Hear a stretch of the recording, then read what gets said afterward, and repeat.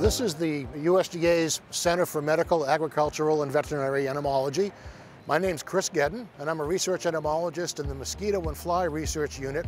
My research focuses on finding alternatives to chemical insecticides to control the flies.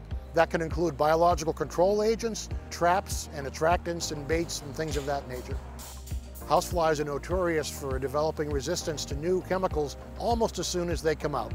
Houseflies have been a problem of animals and people since antiquity. They go back to the Bible. Mainly it's because they carry diseases. They're also a nuisance. The last few years we've been looking at the artificial sweeteners xylitol and erythritol for their potential use in fly management programs.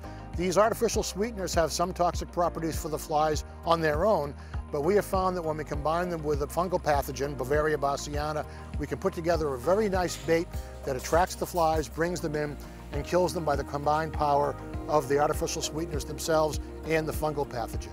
We're also looking at these sweeteners for their use as a larvicide to control fly larvae in places where other approaches are not practical. To our surprise, we found out, first of all, the flies love to feed on both of these artificial sweeteners. They take up the fungus, but they stop feeding after a very short time. Whereas with sugar baits, the flies will tank up and you have to keep replacing the sugar. With the sweeteners, the flies will take a lethal dose in a very short time, but they don't eat very much, and so you get a lot more life out of your batch of bait. The fly falls over dead, and then if moisture conditions are right, a new generation of fungus comes bursting out of the fly and covers the fly with a white mycelium that has millions of new spores. And they look sort of like a mummy, and one of these flies, we sometimes call them popcorn flies because of their appearance. And one of these mummy or popcorn flies can infect hundreds of millions of other flies. I'm very proud to be a federal scientist.